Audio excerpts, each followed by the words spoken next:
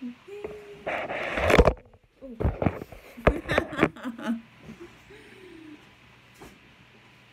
tried to spin.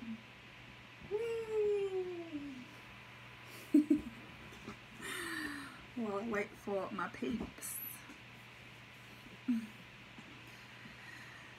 Hello everybody. Got so many peeps joining.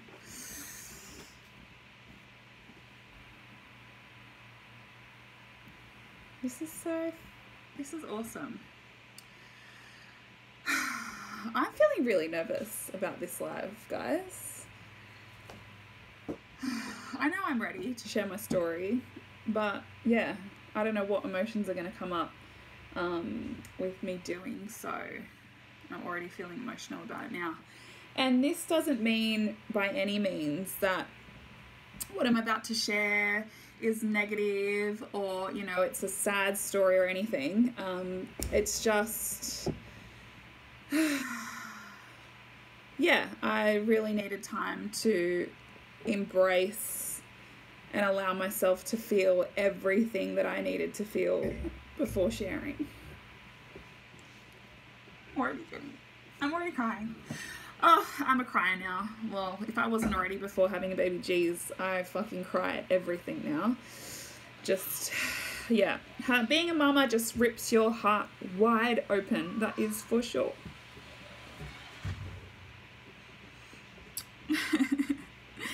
Yeah, so I know all my mamas out there are going to feel this one today. Yeah, so like I said, even though I am, you know, emotional, that is totally fine, but I do feel really ready to, yeah, to talk about my birth and everything that I have learned and I'm still learning about myself, about life, and about, yeah, parenthood now. So where do I want to start off? Yeah, and I also want to talk about, like, if I have any advice to give to first-time mamas, and yeah, just when you do and transition to parenthood for the first time, like the things that I really want to share with you guys that might help you in order to really help you process and heal, and yeah, just give yourself time and space to really gain a beautiful, strong understanding of your baby and of yourself, and cultivate that confidence when it comes to knowing, you know, what your baby needs, knowing your baby best, and listening to your intuition and that inner voice. So yeah, so probably you guys have probably guessed. Thank you so much for all the messages, guys. I'm not going to read through them. I'm just going to speak from my heart. I probably will scroll back at the end. But yeah, you guys probably already guessed this by now, that I didn't...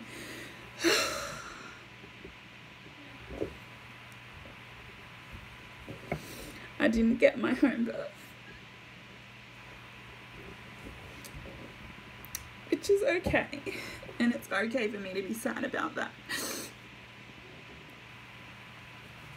When you've spent months and months and months energetically investing into a scenario, or, you know, or a way you would really hope, you know, an experience of your lifetime to be, and it doesn't happen, it's okay to feel sad about it and to grieve.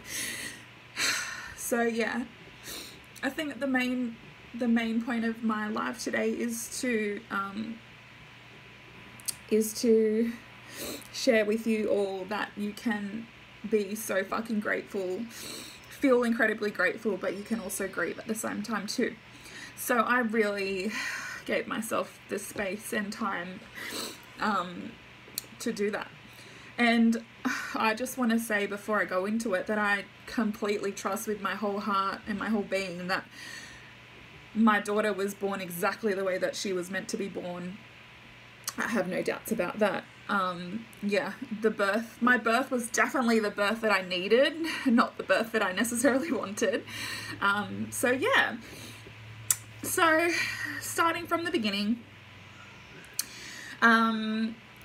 baby girl was, according to her due date, quite overdue. So she ended up being 9 days overdue. Actually, that's not quite overdue. That's still within normal range of, you know, classified full term. But anyway, we were given a couple of due dates. So from the one that we went off, she was 9 days overdue. So I did go into labour spontaneously, which is exactly what I wanted.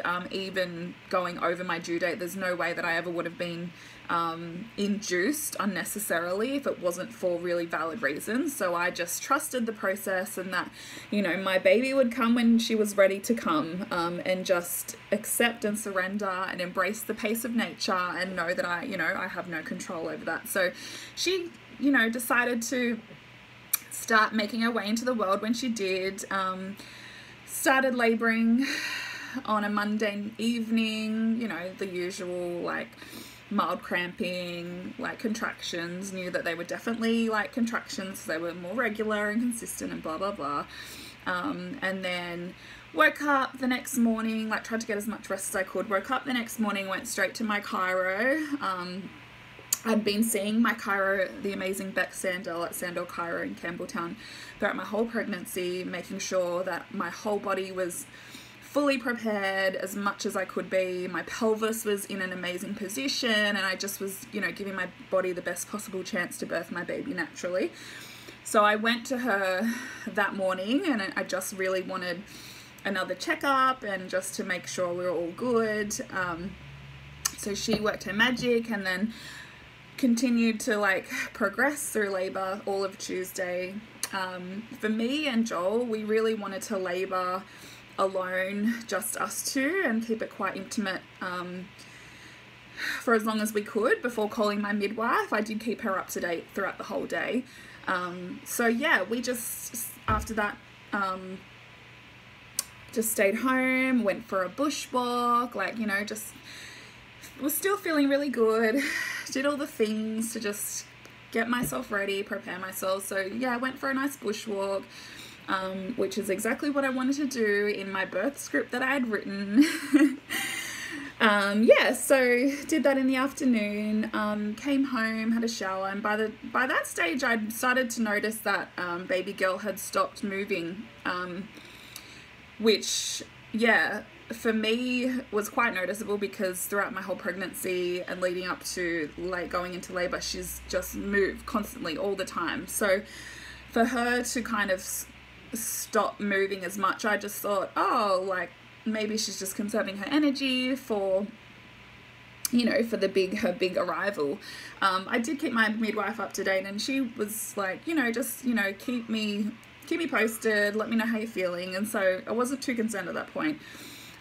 She came over about 6 o'clock in the evening, and yeah, I felt like the contractions were getting, you know, quite intense. I was still managing okay, just breathing through. I did calm birthing course, so used all my techniques, feeling really good still, until about, and checked her heart rate was fine at that point, until about 7 p.m. that night. About 7:30 I went to the toilet, and my water had broken, and then so I was sitting on the toilet, and I noticed on my pad like I had a massive show of meconium. So if you guys don't know what that is, it's basically poo. So baby girl had pooed inside of me, and I pretty much broke down, like on the toilet. I was beside myself, because I knew straight away home birth was off the cards. I knew straight away water birth was off the cards, and that I would have to transfer to hospital.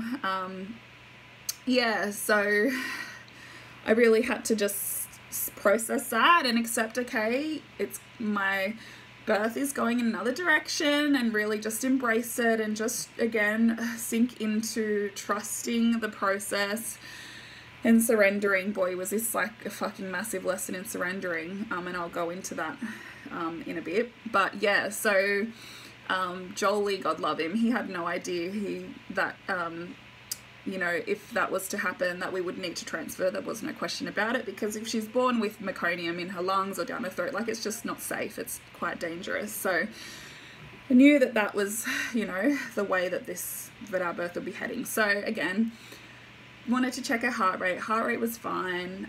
My midwife did an internal and was only 1 centimeter after, I think it was, after labouring for quite some time. So a little bit disheartened, but I thought, no, it's okay. We'll transfer to hospital.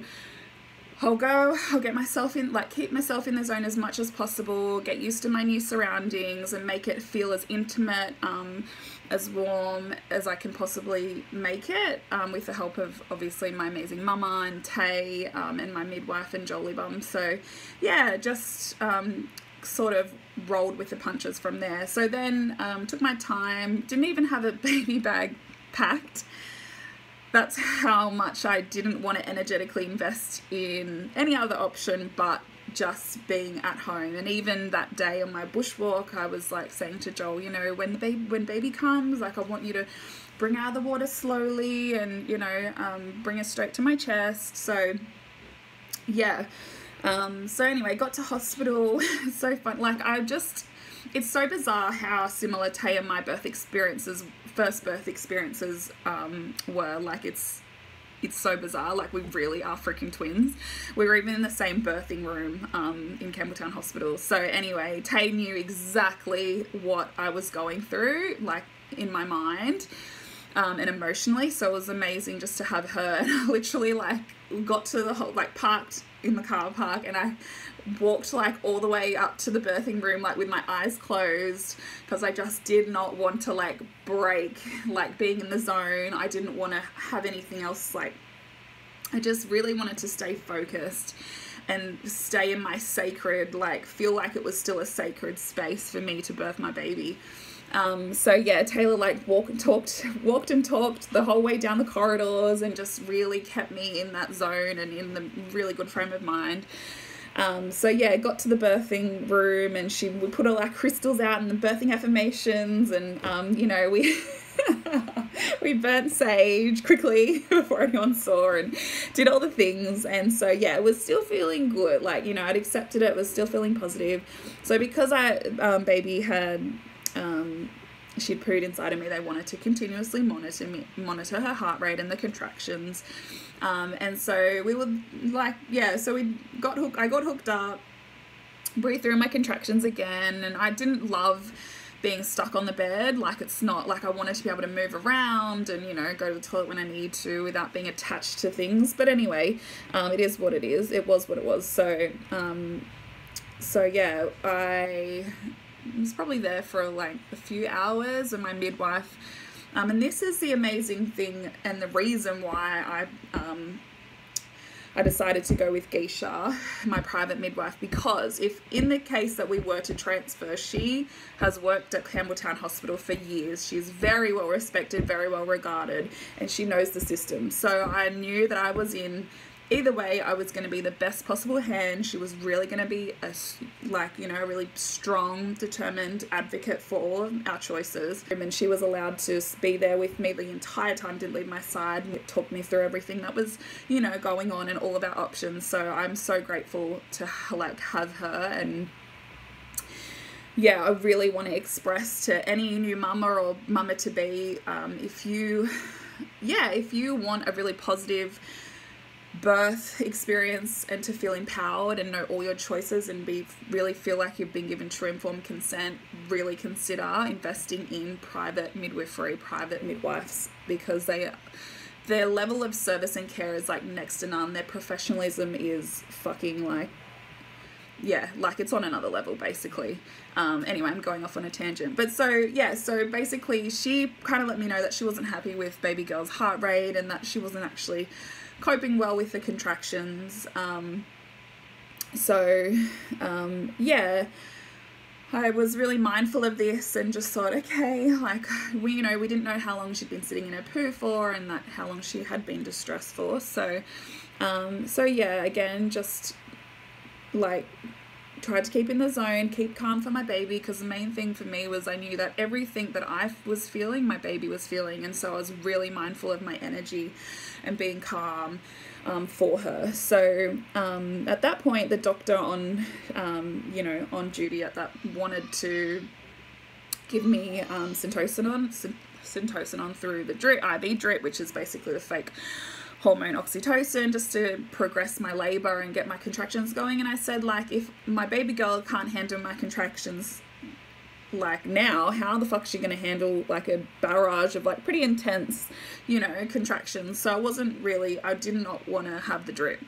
And it's so funny, like looking back now, like she did everything she could to let us know that she wasn't happy, that she did everything she could to keep herself safe. And so she actually, her heart rate like pretty much dropped altogether before they had the drip like ready to go, like we're pretty much going to start it, and her heart rate dropped. Which, it, at the time, I just focused on staying calm, and it does, it is a pretty scary thing, but for me, I just didn't want to let that fear overtake me. I was determined to breathe through it, trust. And so she was fine. Like I rolled over onto my sides, and they ended up doing the internal monitoring. I don't know what it's called, the actual term for it. And yeah, her heart rate came back, and it was okay. But at that point, I knew my chances of having a natural birth were getting further and further away from us. So the doctor came back in, did another internal, and this was probably like I'd been laboring for maybe over a day, like a full solid over 24 hours. And I was still only 1 centimeter. So I wasn't progressing, I wasn't dilating, baby girl wasn't coping with contractions. She had pooed inside of me, and again, it was quite a lot. So just with all of that information, knowing my options and just trusting my gut, I really did just sink back into myself and my intuition, and it was telling me that she wasn't going to be born naturally and that we would have to have a C-section. So made the decision to have a C-section.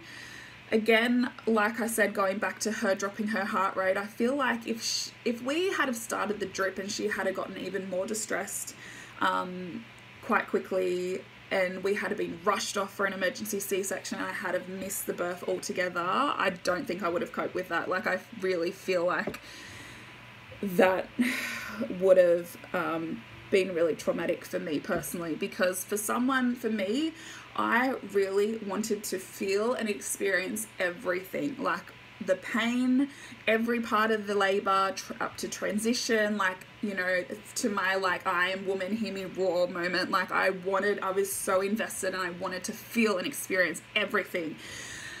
So from going from that and really trying to visualize and manifest that for months, to then going to my reality of, okay, I'm going to be wheeled into a theatre room where it's all very sterile and clinical, and people are just, going about their day as if it's any old thing, and you're really trying to keep it sacred and intimate, and then also feeling numb, going from wanting to feel all of the pain to literally feeling numb physically fucked with my head big time. I was crying. I remember crying on the theatre table, not because I was distraught or really upset about it, but I just it was just another part of the process that I had to surrender to, and just realize, okay, I'm going to be numb to my birth experience really, and my baby girl is going to be pulled out of me instead of me birthing her. And yeah, so yeah, it was,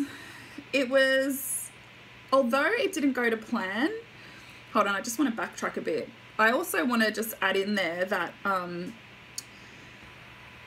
yeah, the only thing at that point when we had, I decided, okay, we're going to have a C-section, the only thing that I wanted to hear at that point was my baby girl's cry. Then I knew that there was no meconium in her lungs, that she didn't, she didn't swallow any of it, it wasn't down her throat, and she was fine. So when we heard her cry, oh my gosh, and, anyone who's a parent will know this, just hearing that noise just pure relief, and just joy, and just love. So that happened, and she was all fine. Like I said, like she knew exactly what she needed to do to keep herself safe, to the point where I was laying on the table. They were ready to, like, you know, do the surgery, and the doctor like felt her and said that she'd lifted herself up out of my pelvis, so she knew for sure that she wasn't coming any other way. So yeah, I'm so proud of her. I'm proud of, you know, myself and Jolie for being such a formidable team. Like, he was fucking amazing, my rock. Like, I love him so much, and so strong, like just a pillar of strength for me. But yeah, so despite it not going to plan A, went to plan C. Even a C-section was on my birth plan. So Joel and I got every single thing that we wanted on our birth plan, and it was really respected, and our choices were honoured. So we got skin on skin straight away. She didn't leave my side. She was with me through recovery. She did not leave my chest, and that's exactly what I wanted. Did my microbiome seeding, which if any of you have are having a elected C-section, or, you know, you are about to have a baby and know that maybe C-section's on the cards, I really want you guys to know what microbiome seeding is. It's super important for their gut health and starting, just giving them the best possible start with, you know, what's going on. Without birthing naturally, I want to say. So got all the things we wanted, and like I said, despite not going to plan, we still had a really positive birth experience, and I really want to attribute that to my midwives, my private midwives, because they, again, like I said, advocated for all of our choices, just knew exactly the whole situation, knew my headspace and how to keep me, like, you know, feeling as much as possible like it was sacred, like it was intimate, like, you know, it's the most amazing event of our life. And just, because when you're in theatre, and like I said, I'm super grateful for the services, for the team that, like, delivered my baby girl safely, but it is very much like, you go in there and it's like, you know, it's an everyday occurrence for them. They just want to get you in, want to get you out, pretty much type of thing. So you really have to work at keeping yourself in the zone of, I'm almost finished. She's really hungry. Okay. Hold on one sec.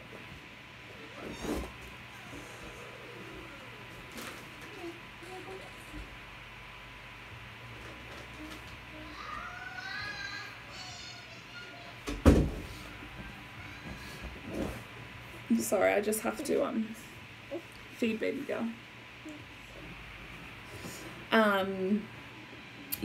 So I forgot where I was at.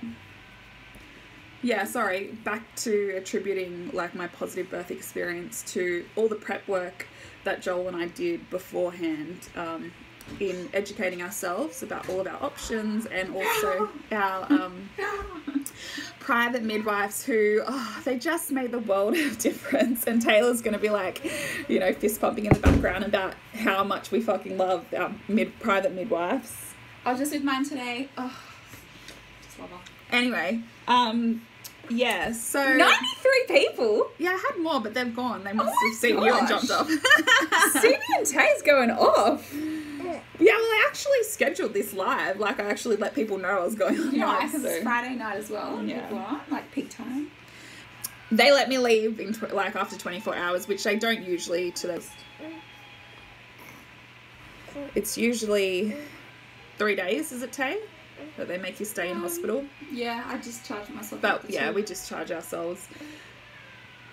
Because, we just wanted to be, I wanted to be home. I wanted to be home as soon as possible. If my baby girl was fine, if I was fine, I wanted to be home in my safe, sacred space, you know, back where it all begun. So, did you tell them we had the same room? Yeah, I did. I said, like, seriously, we're fucking twins, which gives me hope. Our wounds are identical, like fucking legit identical. Yeah. We both have had C-sections for our first.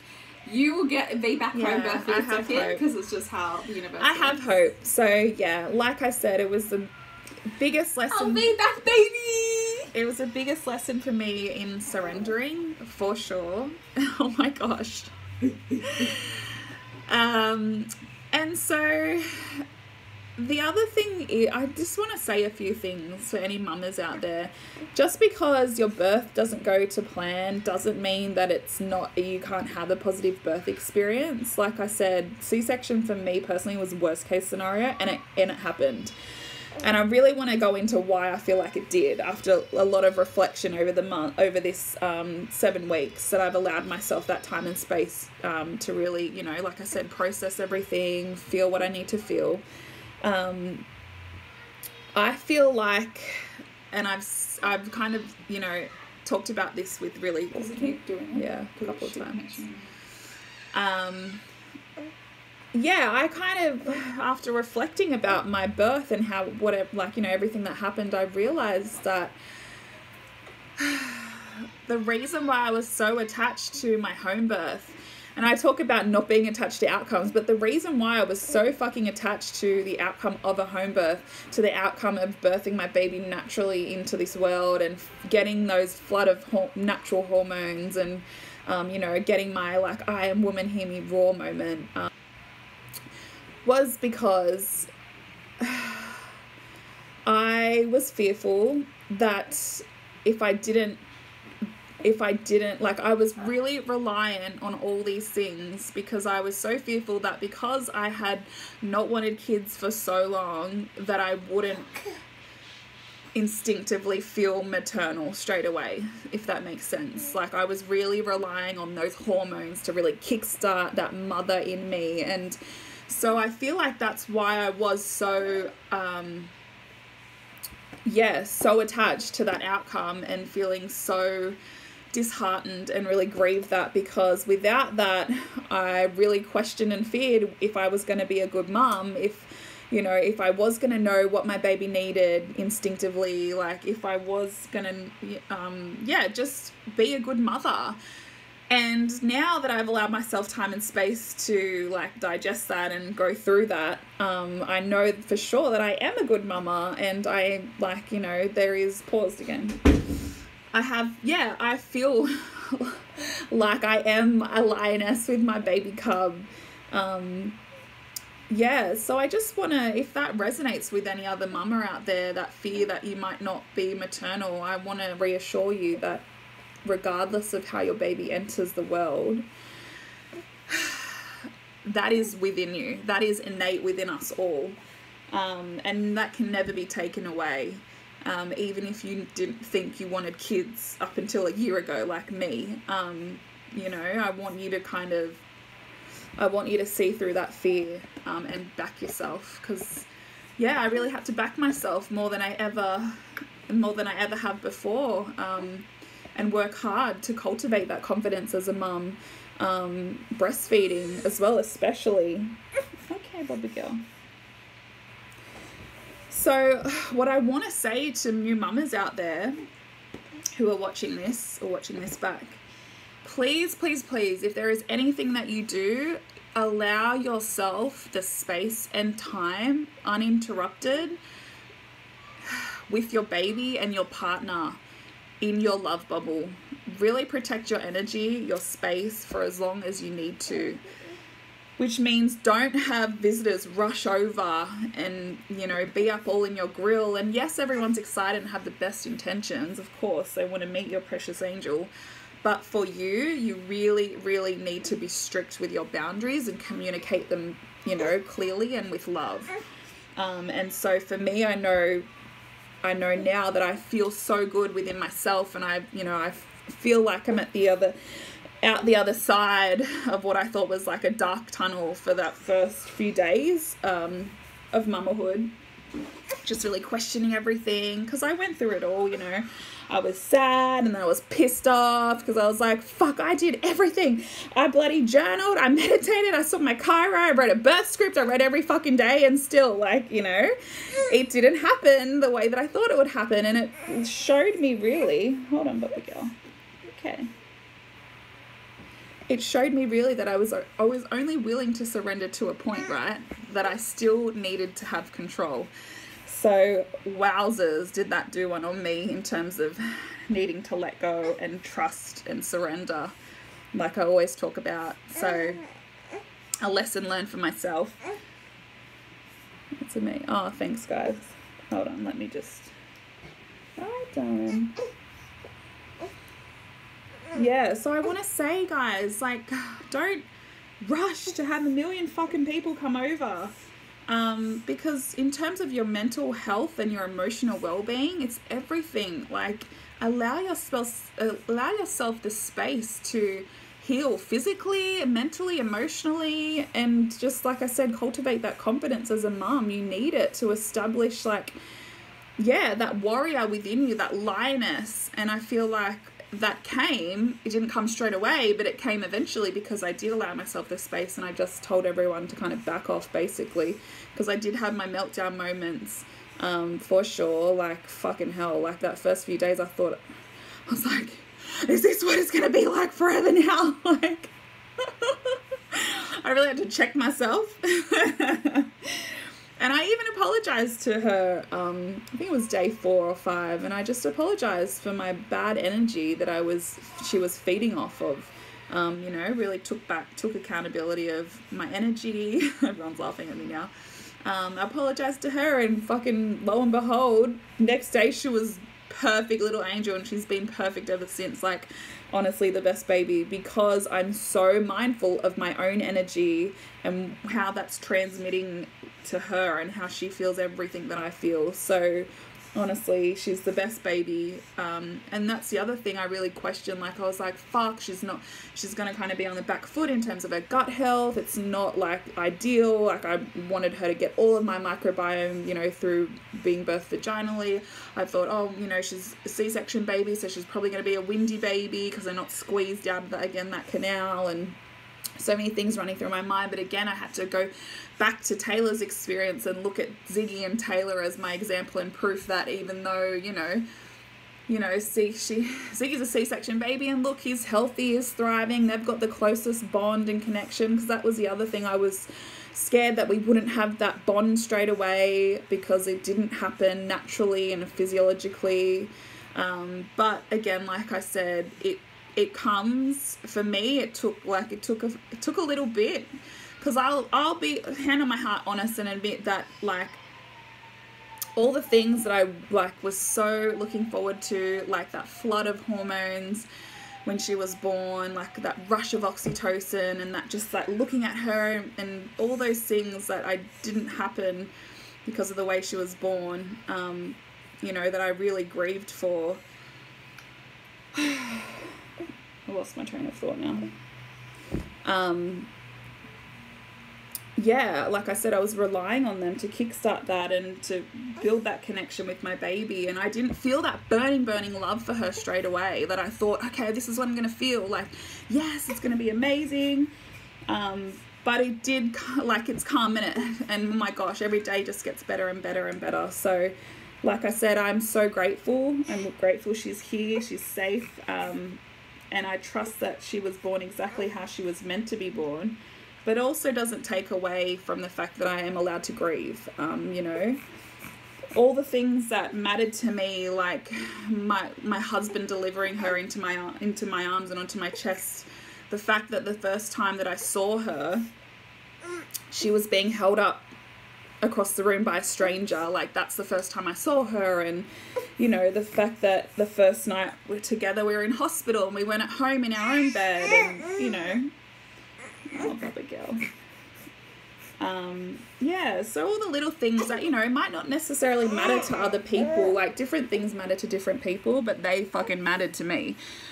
So I really had to grieve and let go and accept. And I did. And I allowed myself again that time and space to do that. So yeah, I really just want to say to all the mamas out there, oh, good girl, here's a burpee.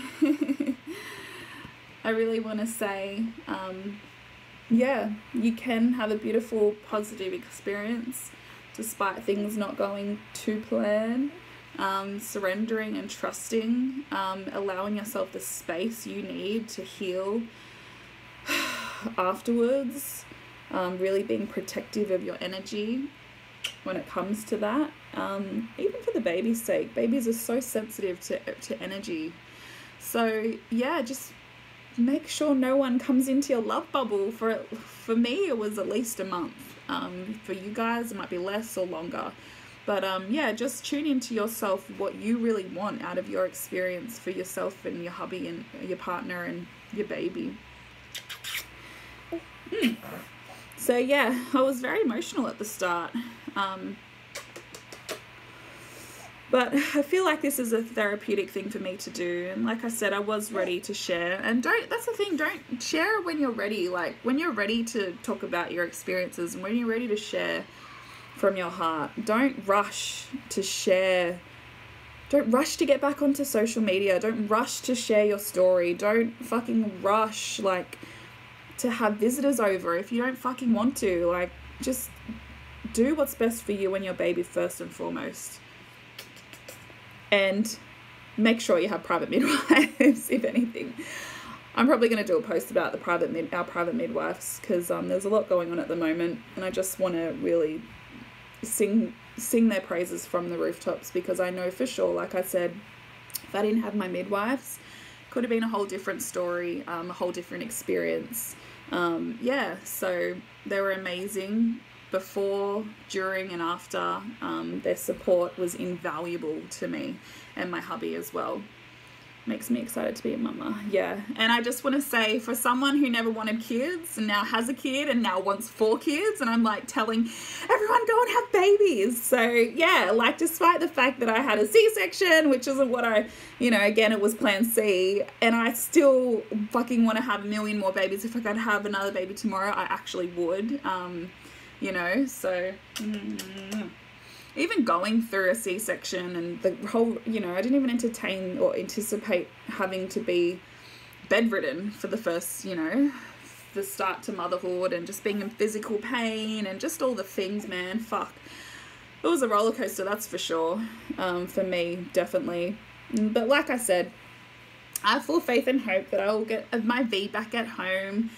Like I said, Taylor, oh my gosh, if she's, the footsteps, the path that I'm following, the footsteps, whatever it's called, the path, if I'm walking in her steps, or, oh God, fuck, I've lost it. If she's anything to go by, being twins, and our first birth experiences, I'm super hopeful that my next one will be my beautiful VBAC baby at home. And she even said, Stevie, you probably won't heal fully until you do have your VBAC at home, which I'm totally okay with. And you know what, even if I don't get a VBAC at home, even if I need to have C-section babies and that's just what's in my path for me, I'm actually really okay with it now, because like I said, I have backed myself, and I feel I am a mama, and I'm a good mama.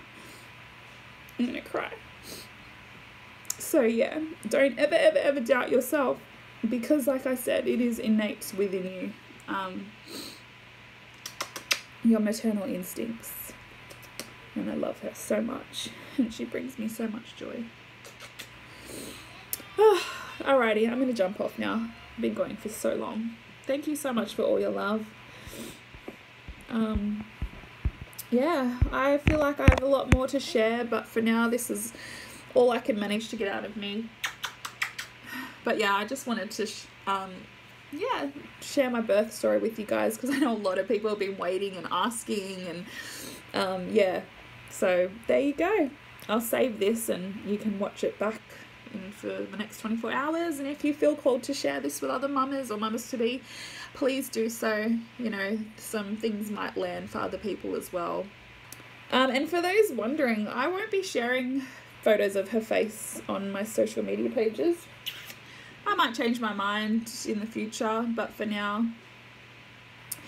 it's my decision to keep that sacred. It's sacred to me. Her smile is sacred to me. And again, I'm not only protective of her energy in real life, but online as well.